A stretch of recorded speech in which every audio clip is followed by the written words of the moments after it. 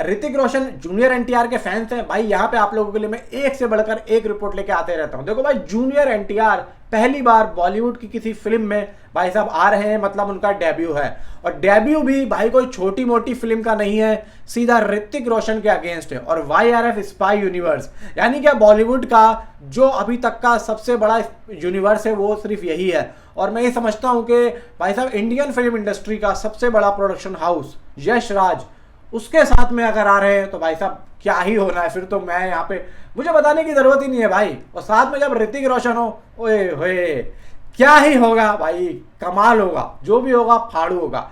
अब यहाँ पे खबर आ रही है कि वॉर 2 के कुछ प्रोमोज CBFC में पास आउट हुए हैं। लगभग दोस्तों, प्रोमो नहीं बोलूंगा, प्रोमोज बोलूंगा।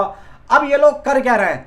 अब देखो यहाँ पे YRF चलो ये काम बहुत बढ़िया कर रहा है कि यहाँ पे इन लोगों ने इस चीज़ के लिए संभाल के रखी चीज़ें, क्योंकि यहाँ पे बहुत से लोग ये असल में पता है क्या, अभी रुक जाओ, मैं अपनी ही बात को काट के थोड़ा सा कुछ और कहना चाहता हूँ। मैं अगर आप लोगों से ये कहता ना कि यार अगर IPL में अगर ये टीजर को सीधा रिलीज ही करते, सीधा IPL में, तुम लोग जो है जूनियर एनटीआर के बर्थडे वाले दिन जूनियर एनटीआर का एक ग्लिम्स दे देते, फिर IPL में इसका टीजर दे देते, आप लोग सोचो कि किस लेवल की भाई साहब यहाँ पे पब्लिसिटी होती। जैसे कल की में हुई थी, कल की 29 AD में उन लोगों ने IPL में दिया था, तो कितने लोगों ने देखा था भाई। कल मैं मैच देख रहा था, 25 करोड़ 30 करोड़ लोग बाग सीधा लाइव थे जियो हॉटस्टार पे। तो आप लोग सोच के देखो कि एक ही मिनट में भाई साहब जैसे ही आएगा सीधा 25-30 करोड़ लोगों तक पहुंच जाएगा। और जिनको लोगों को पता भी नहीं है, वैसे तो सबको पता ही है, लेकिन जिनको नहीं पता है भाई साहब वो भी देख लेते। तो आप लोग ये देखो कि किस लेवल की, लेकिन होगा तो अब भी होगा। टीजर तो लोगों ने देख ही लिया है, लेकिन ये जो प्रोमोज होंगे ये मुझे लग रहा है कि कुछ अलग होंगे, कुछ अलग तरीके से यहाँ पे YRF ने दिए हैं। सेम टीजर का यहाँ पे मसाला नहीं होगा, अगर होगा भी तो उसमें कुछ कट होंगे, या फिर सामने ऋतिक रोशन दिखेंगे, या फिर जूनियर एनटीआर या अपना कियारा एडवाणी दिखेंगे। कुछ यहाँ पे होगा जरूर, कुछ अलग होगा, क्योंकि जब ही यहाँ पे कुछ, क्योंकि अब एक बात और आती है कि भाई कितने प्रोमो है भाई, लगभग एक प्रोमो तो नहीं है, बहुत सारे। अब ये दिखाए कब जाएंगे, ये जब ओवर होगा और इनिंग चेंज होगी तो बीच बीच में जैसे कि एड्स आते हैं, ये उन जगहों पे इसको रिलीज करेंगे। और भाई पैसा भी काफी ज्यादा लग गया है। एक तो भाई साहब IPL में जाने का इन लोगों ने भाई साहब उनको BCCI को, या फिर BCCI जो मैच मतलब, या फिर जो मैच जो कमेटी होती है वो लोग, उन लोगों को पैसा दिया। फिर भाई साहब जो चैनल्स वगैरह उनके चैनल्स पे जाएगा, उनको भी लगभग यहाँ पे भाई पैसा वैसा गया है। तो भाई देखो यहाँ पे YRF ने अपनी जो प्रमोशनल स्ट्रेटेजी है किस लेवल पे रखी है। और IPL जैसे भाई साहब मैं कहता हूँ कि इतने फाइनल, भाई मैं कहता हूँ कि चलो कल तो एक मैच था, वो तो चलो एक क्वालिफायर मैच था, उसमें 25-30 करोड़ लोग देख रहे थे जियो हॉटस्टार पे, प्लस टीवी पे अलग। आप लोग सोचोगे फाइनल जिस दिन होगा उस दिन क्या होगा, तो फाइनल वाले दिन आप लोगों को देखने को मिलेगा। और बुक माई शो पे इसका जो इंटरेस्ट भाई साहब 1 लाख से पार होता हुआ दिख रहा है।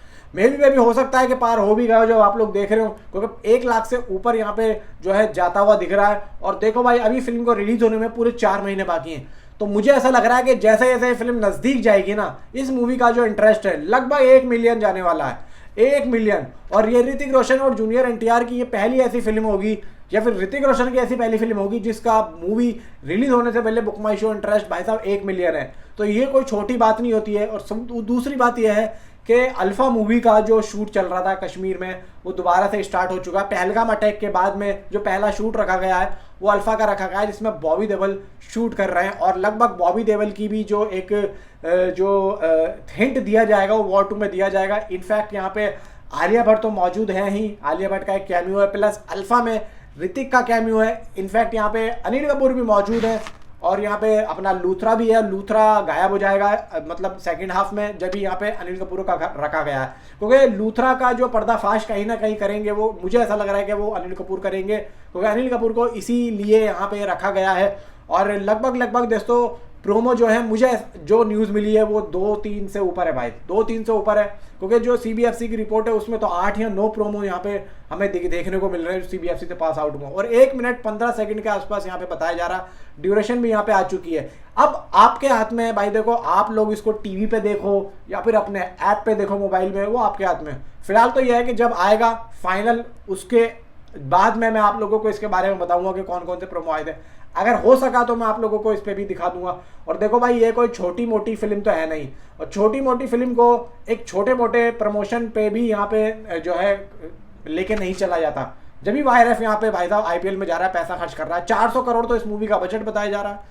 अब 400 करोड़ बजट कैसे, वो मैंने आप लोगों को बताया कि भाई 60 करोड़ तो एनटीआर की फीस है, 48 इसकी है, क्या नाम है, ऋतिक रोशन की, और भाई कियारा की लगभग 15-16 करोड़, और भी जो छोटे मोटे एक्टर्स हैं उनकी भी होगी, अनिल कपूर साहब की भी होगी, भाई साहब वो भी बड़े एक्टर हैं।